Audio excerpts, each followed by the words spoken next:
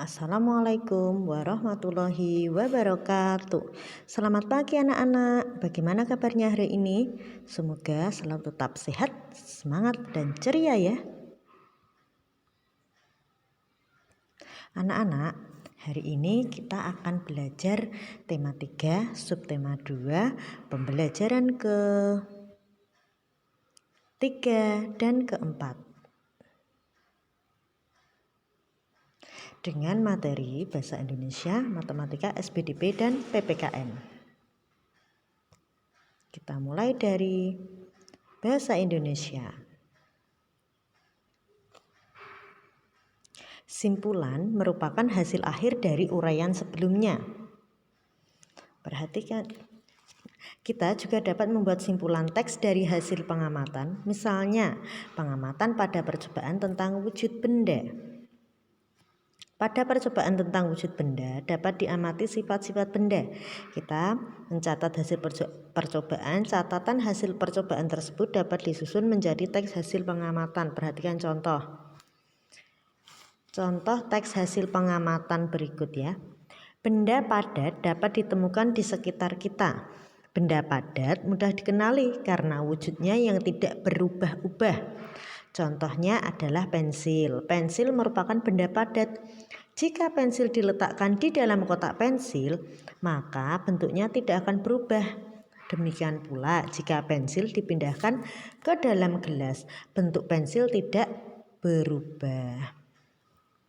Jadi kesimpulannya adalah pensil merupakan benda padat karena bentuknya tidak berubah meskipun diletakkan di tempat yang berbeda. Selanjutnya kita akan mengetahui sifat benda. Dimulai dari benda padat. Benda padat sifat yang pertama yaitu bentuknya padat. Yang namanya benda padat berarti bentuknya padat. Kemudian sifat yang kedua tidak dipengaruhi wadahnya. Kemudian 3 memiliki volume yang tetap. Jadi volumenya tetap, isinya tetap ya. Kemudian yang keempat yaitu menempati ruang. Nah, untuk sifat benda yang kedua yaitu benda cair.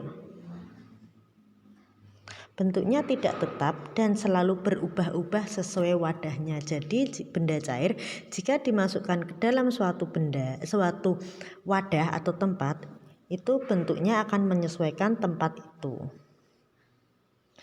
Benda cair mengalir ke tempat yang lebih rendah. Kemudian volume zat cair tetap. Nah, lanjut ke matematika. Nah, kita akan belajar tentang jarak. Jarak adalah merupakan ukuran panjang lintasan yang ditempuh. Jika kita melakukan pengukuran jarak, artinya kita melakukan pengukuran panjang lintasan. Nah, satuan jarak itu biasanya kita menggunakan kilometer dan meter. Perhatikan contoh soal ya. Ibu akan membeli bahan-bahan untuk membuat kue di sebuah toko kelontong yang jaraknya 1 km 500 meter dari rumah. Yang ditanyakan berapa meter jarak toko tersebut dari rumah. Nah,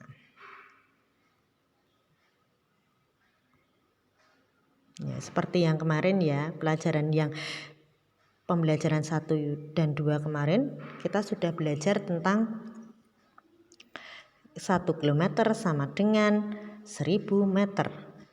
Nah, untuk penyelesaiannya 1 km dikali 1000 sama dengan 1000. Karena 1 km sama dengan 1000 meter.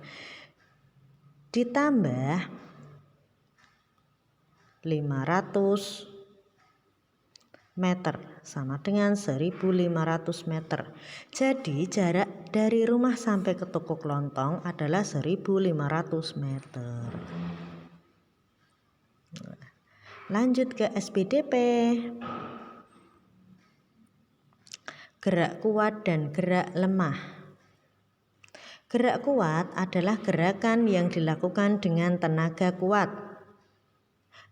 Yang kedua, gerak lemah adalah gerakan yang dilakukan dengan tenaga yang lebih rendah.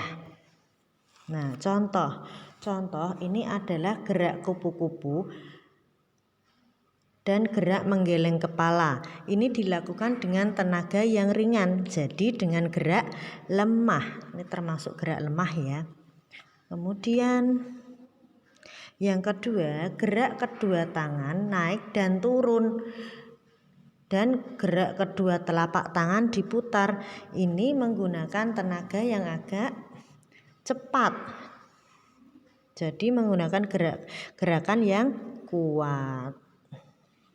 Untuk lebih jelasnya kalian bisa lihat di halaman 36 buku paket Bu Pena. Lanjut ke PPKN.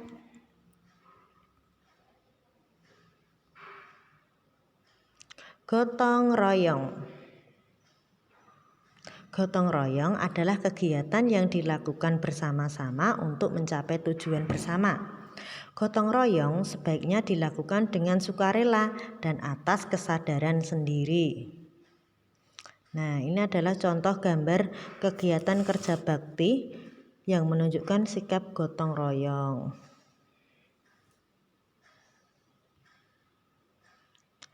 Manfaat gotong royong.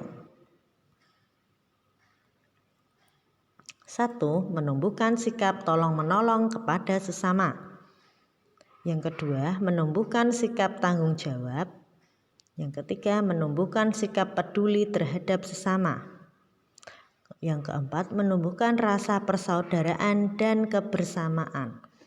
Kemudian yang kelima, yaitu menumbuhkan rasa persatuan dan kesatuan. Nah, selesai ya untuk materi hari ini. Kita lanjut ke tugas. Nah, ini ada sebuah gambar. Nah, tugasnya yaitu ada 3 soal. Nomor 1, apa nama kegiatan pada gambar di atas?